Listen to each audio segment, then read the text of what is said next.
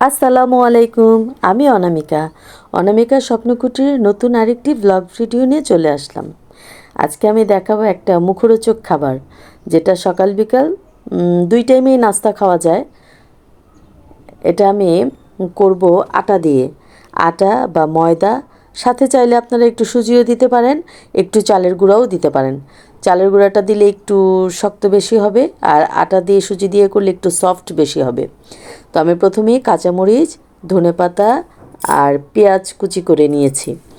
তো আমি পেঁয়াজটা আগেই কুচি করা ছিল, ফ্রিজে রেডি করা ছিল, সেটাই বের করে নিয়েছি। আর কাঁচামরিচটা আর ধনেপাতাটা আমি কুচি করে নিচ্ছি।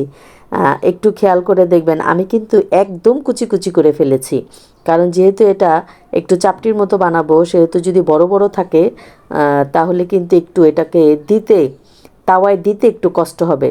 দেখা যাবে আস্ত আস্ত ধনিয়া পাতার ডাঁটা থাকবে, বড় বড় কাঁচামরিচ, বড় বড় পেঁয়াজ, তখন এটা ঠিক মতো দেয়া যায় না। এর জন্য আমি একটু কুচি করে নিয়েছি। সাথে দিয়ে দিলাম একটা ডিম। পেঁয়াজগুলি আমি একটু কুচি, যেহেতু একটু বড় বড় করে কাটা ছিল, আমি পেঁয়াজটাকেও আবার আরেকটু মিহি কুচি করে নিচ্ছি। সহজ, একেবারে সহজ একটি নাস্তা, খুবই টেস্টি। যদিও এটা অনেক সহজ নাস্তা, বানাতে খুবই সোজা, কিন্তু খেতে কিন্তু খুবই মজাদার ছিল। আর যেহেতু ঝাল ঝাল, সেহেতু সকালে হোক আর বিকেলে হোক খুব ভালো লাগে। চা, কফি যেটা দিয়েই আপনারা খান খুবই মজা। আর যদি সস দিয়ে খান তাহলে আরও মজা।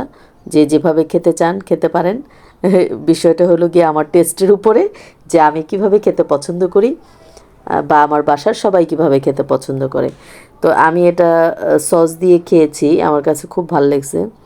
তো আপনারা দেখেন আমি কি কি মশলা দিই। আমি একটু কাশ্মীরি লাল মরিচের গুঁড়া দিলাম, আর দিব হলুদের গুঁড়া। চাইলে আপনারা আরও অনেক মশলা দিতে পারেন, ইচ্ছা আপনাদের। লবণ দিয়ে দিলাম। আপনারা চাট মশলা দিতে পারেন। কেউ যদি মনে করেন যে না আমি একটু জিরার গুঁড়া দিব, সেটাও দিতে পারেন। এটা যার যার ইচ্ছা অনুযায়ী। আমি সবসময় বলি, রান্না যার যার মনের ব্যাপার। যার বাসার মানুষ যেভাবে খেতে পছন্দ করে, সে সেভাবেই রান্না করবে। আর আরেকজনেরটা আমি দেখব, দেখে ওটা টেস্ট করব। যদি ভালো লেগে গেল তাহলে তো খুবই ভালো কথা, আর ভালো না লাগলে তো কোনো কথাই নেই। তবে টেস্ট তো করা যেতেই পারে, যে আরেকজনের রান্নাটা হয়তো বা আমার চেয়ে অনেক ভালো হবে। আর আমি সবসময় এটা খুব পছন্দ করি, যে নতুন কাউকে যদি দেখি যে নতুন কিছু রান্না করেছে, তা আমার কাছে মনে হয় কি আমি ওটা ট্রাই করে দেখি, হয়তো বা খুবই টেস্টি হবে। অনেক সময় দেখা যায় তার চেয়েও বেশি টেস্ট হয়ে গিয়েছে, আবার অনেক সময় মনে হয় না, খুব একটা মজাদার হয়নি। এরকম আর কি। যে আমার কথা হলো, যে যেভাবে রান্না করে, যার যার ইচ্ছা অনুযায়ী রান্না করে। তারপরেও আমরা নতুন নতুন দেখি রেসিপি, নতুন দেখে নতুন নতুন জিনিস টেস্ট করি, ট্রাই করি, কার কেমন লাগে। ভালো লাগলে ভালো, না ভালো লাগলে আরও ভালো। তো আমি ফ্রাই প্যানে হালকা করে তেল দিয়েছি। তেলটা দেওয়ার কারণটা হলো যেন একটু মুচমুচ মুচমুচে হয়। একেবারে যেহেতু আমি এটা আটা ময়দা দিয়ে বানাচ্ছি, সেহেতু একটু বেশি নরম হওয়ার চান্স থাকে।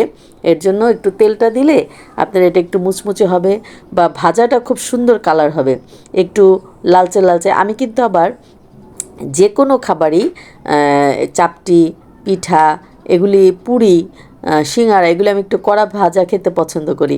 মনে হয় কি যে এটা যদি ভাজাটা একটু লাল লাল হয়, সেটা বুঝি খেতে বেশি টেস্ট হয়। এটা আমার ইচ্ছা আর কি। তো অনেকে আবার একটু কাঁচা কাঁচা ভাজা খেতে পছন্দ করে, তো আমি একটু বেশি লালচে করে ভেজেছি। এভাবে আপনারা রান্না করে খেয়ে দেখবেন, বানিয়ে দেখবেন, অনেক মজা, অনেক মজা। সকালবেলা কিছু নেই, আচ্ছা নাস্তা খেতে ইচ্ছে করছে না, এটা একটা বানিয়ে খেতে পারেন। বিকেলবেলা কিছু খেতে ইচ্ছে করছে, মিষ্টি টাইপের কিছু খাবো না, ঝাল ঝাল খাবো, তখন এটা বানিয়ে খেতে পারেন। একদম চটজলদি হয়ে যায়, খুবই কম সময়। পেঁয়াজ, কাঁচামরিচ, ধনেপাতাটা কাটতে যতক্ষণ সময়। তো এভাবে সবাই করে খেয়ে দেখবেন, আমার মনে হয় আপনাদেরও ভালো লাগবে। আর সব সময়কার মতো বলি, আমার চ্যানেলটিকে লাইক, শেয়ার, কমেন্ট, সাবস্ক্রাইব করবেন। আর যারা কমেন্ট করেন তারা অবশ্যই লাইক দিবেন। শুধু আমার না, প্রতিটি ইউটিউবার যারা আছে সবাইটাই, যাদেরটাই দেখেন, সবাই খুব কষ্ট করে ভিডিও বানায়। আমি নিজে এটা দেখি, আমি নিজে করি, কত কষ্ট হয়, সবারই কষ্ট হয়। তো সবাই অবশ্যই কমেন্ট তো করবেন, কমেন্টের সাথে সাথে লাইকও দিবেন। আর এটা কিন্তু তেল অনেক বেশি টানে। এই যে আমি দেখেন প্রথমে যে তেলটা দিয়েছি, ও কিন্তু ভালোই তেল শুষে নিয়েছে।